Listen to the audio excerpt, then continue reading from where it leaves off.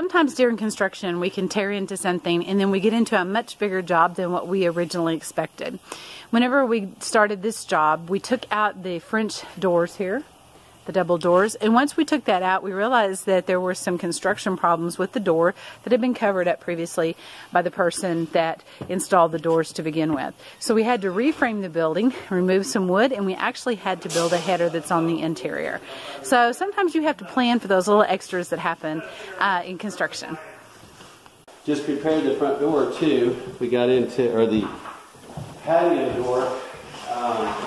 So we took this out. There's a little bit of rock from the window leaking, or there was the jam leaking, and we ended up replacing the side jams and repairing that. And then I just built a header for above it because somebody had done a remodel here once and just cut the wall out and set the door in. It was improperly installed. So now we're going to have a header up there that's much stronger. And did the replacement here of the floor. We got underneath there, used treated wood and strengthened that up. One of the things that we've done today is we've sprayed the ceilings. So we've sprayed all the ceilings in the house. And we've sprayed them all one color throughout for ease and continuity. So they're all a very light ceiling white color from a paint company that we use quite frequently. So we painted the ceilings, and then the next step that we're going to take is we're going to do the floors. So the next time we see us here in the house, we're going to have some flooring work done. And so we'll video that as we progress. So we've cleared out the rooms and we have the flooring that we're going to be utilizing in this room and in another room. It's a New England white pine floor, and it is an actual hardwood floor and it locks together. So we're looking forward to putting that down. Before we put down the flooring, we have actually primed the floor. So this will be a vapor barrier as well as a plastic vapor barrier that we will do as well.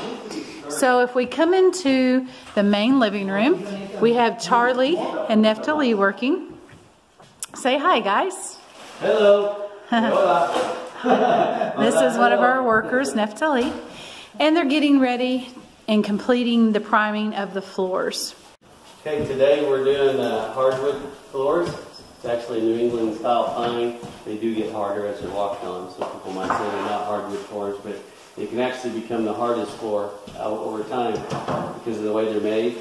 They're kind of open. It's not a real dense wood, but over many, many years it can get very hard. Usually gets dented and dinged up, so that's kind of the look we're going for here. Isaac Leatherman is here helping me. He used to do hardwood floors for his dad up in Aspen, and he worked for me for also after his dad for a long time. So we're used to working together, and he's doing some work out here with us. And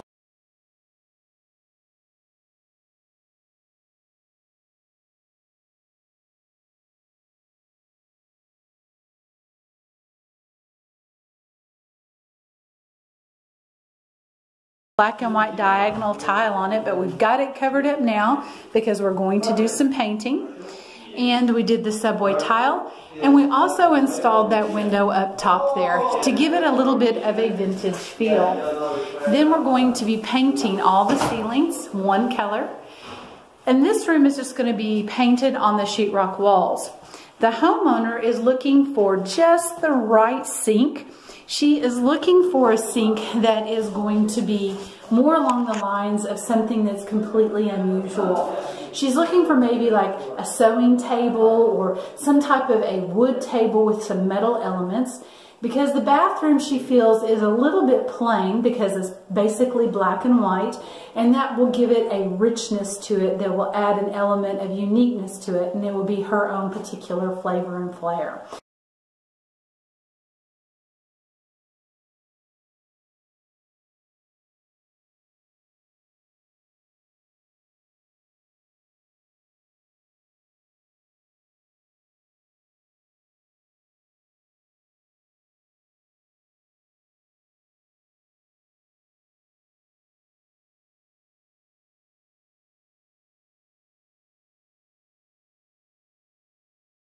And Charlie and Isaac are working on the concrete countertops. I think they've already got one side done. So we're gonna follow them inside. Come on in. Come on in. Thanks, Charlie, for inviting us in. Got plumbing under the house now, so. Okay, this is one side. We've got it framed out. You can see from this side what we're doing. This here's a little trough that we built, so it actually rolls around. I think we showed that on a previous video that Isaac made. And then the back side is a little bit of a gap. We just didn't want it all running down behind the cabinets and be a waste. So we put Gorilla Tape on that, and it's just going to stay there. So the concrete will go in. Using this concrete wire as sheeting. And then we also got rebar that we're putting in that trough because it's coming on the edge, and so we're going to give it extra strength so it doesn't get broke off. And for the sink, we got that all cut out, and we also framed out for it too. So we're going to be able to get this poured. And Isaac, you going to pour one? We'll here, and then you can maybe do a few more takes. That's all we do. This is just 80-pound high-strength concrete, 4,000 mix with the gravel in it.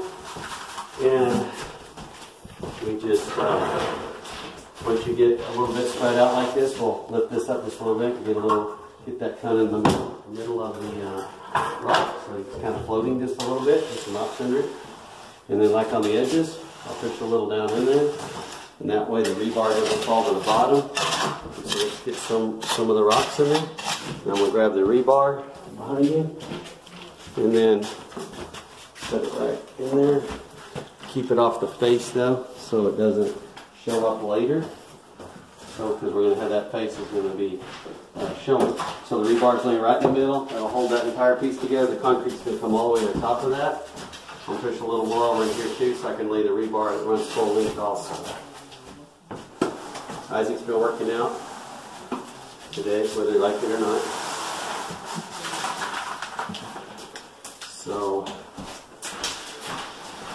same thing, this wire doesn't have to look real pretty. It may not even be 100% necessary. A lot of them don't even do that make those free-formed ones. But they have a different kind of mix that they use for that. This is just standard stuff like you use at your home for anything, about $4 a bag. So, then you see what we did is we marked a line on the back to just kind of get us about where we're going to be. And here in a little bit, after all this is poured, we got this vibrating tool that makes all the air bubbles come up. It self-levels it. It just flows out, and then we trowel it out. So we'll get a video of that here in just a moment. Okay, we're at the point now. You can tell if you look real close at the troweling and so forth. It's it's in the ballpark. It's not what we're looking for. What happens is if you leave it alone, you just keep trying to trowel it, especially on the faces, the front. It is going to have all these holidays, gaps in the concrete, which a lot of times you have to skin cut this out anyway. But what you're going to see when this happens is it's just going to kind of float out, level out. You think you got the right amount of concrete on. And if you look like over here, you see how there's like gaps and humps and stuff. Watch what's going to happen when we do that. And Isaac's got this thing that's it's called the dilly whacker. I don't really know what it is. But anyway, let's turn it on.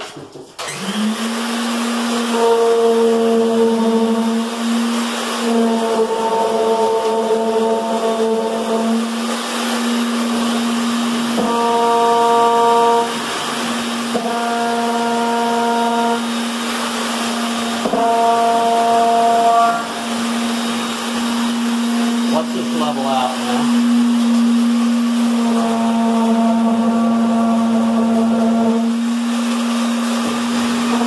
Our main concern is this front edge.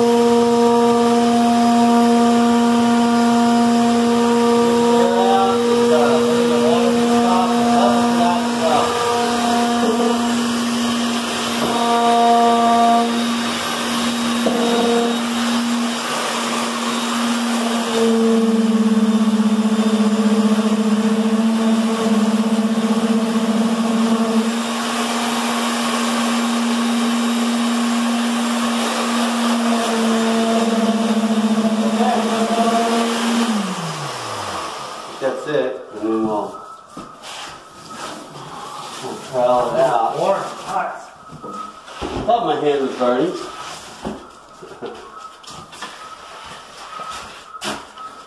See all the water that's on top. Got a pretty wet mix here. So, this one's going to have to be worked for probably another couple more hours. So, and I had plans this evening. Anyway, we'll show you what it looks like when we pull the forms off later.